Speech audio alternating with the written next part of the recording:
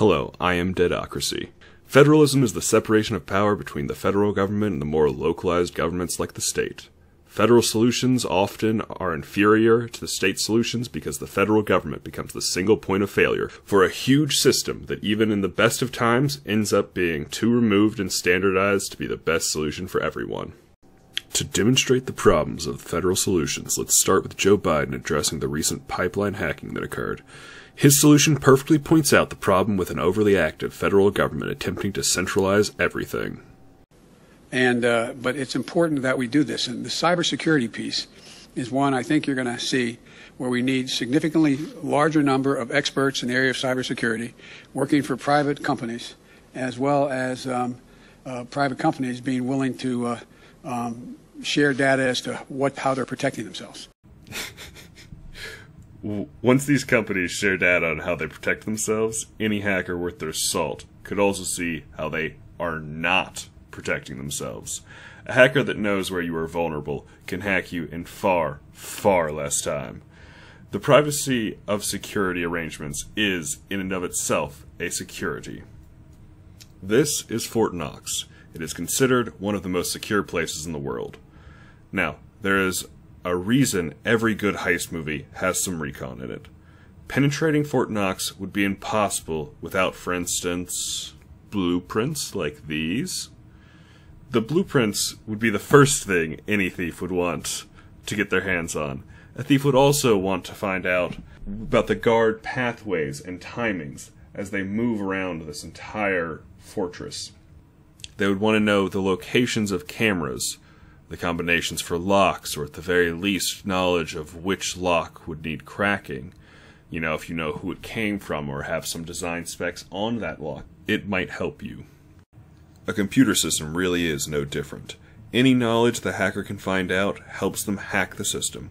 A centralized location with all this security information for all these companies would be a hacker's dream come true. Gain access to wherever the White House is storing the security details for them, and you gain access to the companies themselves. This also all assumes that the CIA and the rest of the government won't use the info to hack the companies themselves. And of course they can't be trusted to do that because this, for example, is a popular text editor called Notepad++. And this version was the final version that removed the hack that allowed the CIA to spy on everyone's version of Notepad++. If we can't trust the government not to spy on us and invade our notepads, how can we trust them with this power? How could we give them the ability to hack any of these companies? And even if we could, someone outside the government will inevitably use this to their own advantage. This is the foolishness of a centralized system. It has a single point of complete failure. The moment this information is leaked, thousands of companies will be hacked, assuming the government doesn't do it themselves. For some reason, Democrats in particular push these centralized federal solutions regardless of the problem at hand. The minimum wage is different in many states in America to reflect the different states of this great union. I've already done a video about minimum wage, so I won't rehash that. You can watch that video here. But there are other problems. For instance, Democrats push federal solutions to education and vaccinations.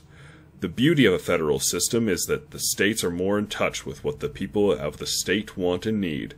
The states can try things as models, and good states will see rewards, while states making bad decisions will see the downsides of those decisions.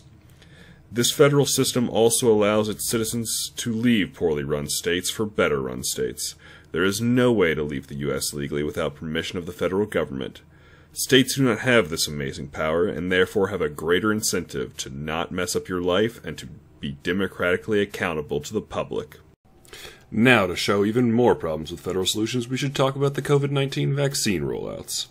Trump left most of the vaccine rollouts up to the states, and because of this it required competence on the state level to administer the vaccines.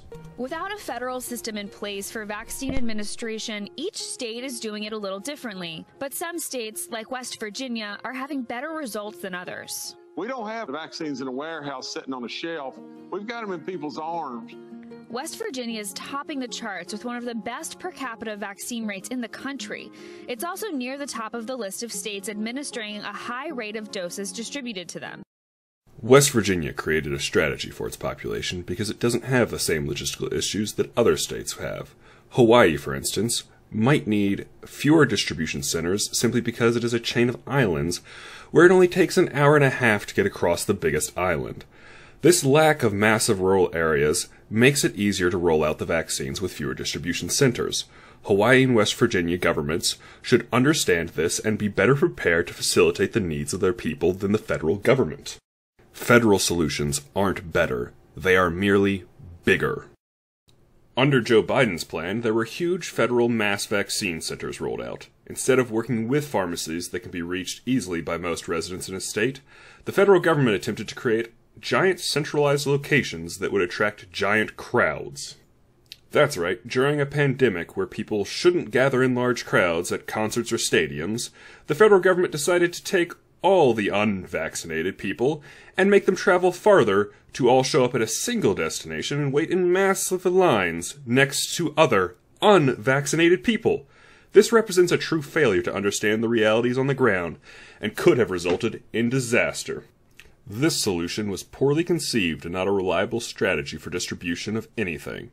It is action, not progress. The federal government is always clumsy like this, painting with a broad brush and making one-size-fits-all solutions. They don't look at these states as different. They just throw the same exact solution to each one without regard for specific challenges of each individual state. America is a country of vastly different states. Across this enormous country, things vary wildly, and to rely on the same exact potentially dangerous solution for each state demonstrates the difficulty and failure of only approaching things at a national level.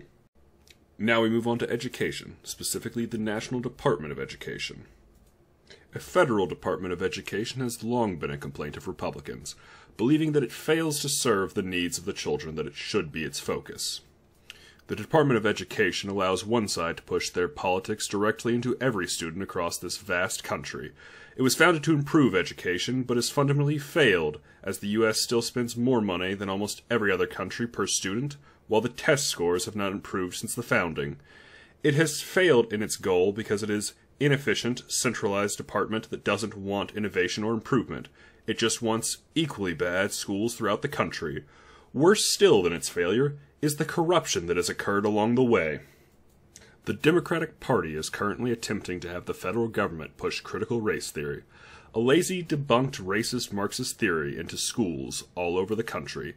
They will propagandize the next generation with their racist Marxism. Wouldn't it be great if there wasn't a solitary institution capable of being corrupted in this way, and instead there were 50 departments spread out and representing the people more democratically?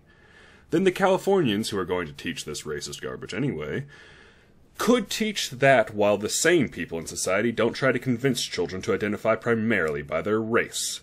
It also teaches them not only that the white race is always evil, but also that all white people must be punished for things that happened before they were born. Races of people should get what the race deserves according to critical race theory. This is not surprising considering they call for social justice instead of actual justice. The difference between social justice and justice is that under justice, you personally get what you deserve, while under social justice, you get what your race deserves. This perversion of justice in this racist ideology is what Democrats will indoctrinate students into, if the Democratic Party has their way with the Department of Education. Republicans no longer push to use this federal department to force teaching of creationism, but not that long ago, they did.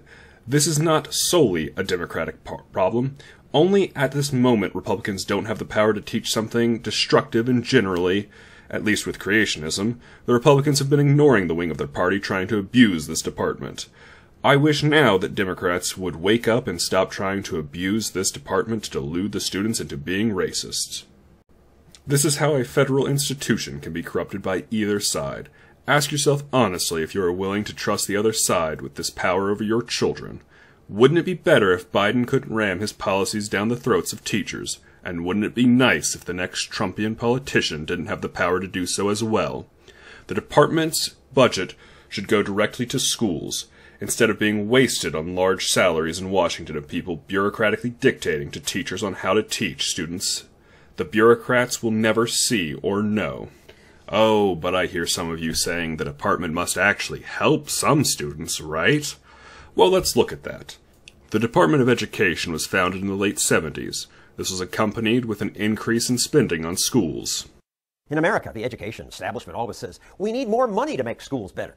But America's been trying that. We tripled spending on government-run schools over the past 50 years. And yet, American test scores at the end of high school have been flat since we started keeping track of them all the way back in the early 1970s.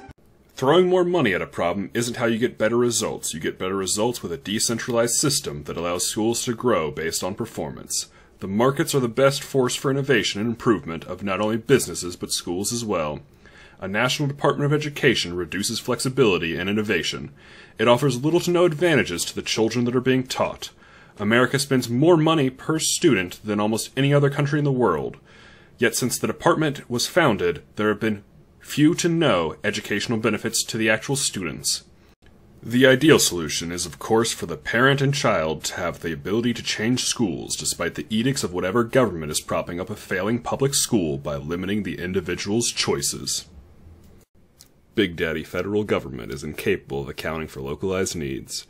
Federal solutions create single points of failure that are subject to corruption.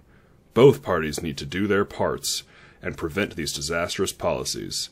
If there is no direct need of a federal solution, we must not worsen the problem by demanding such a solution.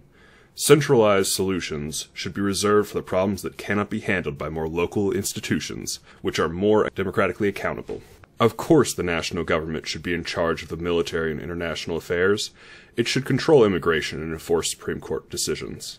But the next time someone suggests a federal solution to a problem, I beg of you to ask if this needs to be handled by the national government. Thank you. I am Deadocracy. Please like, share, and subscribe. If you have other federal solutions that have failed, please let me know in the comments below.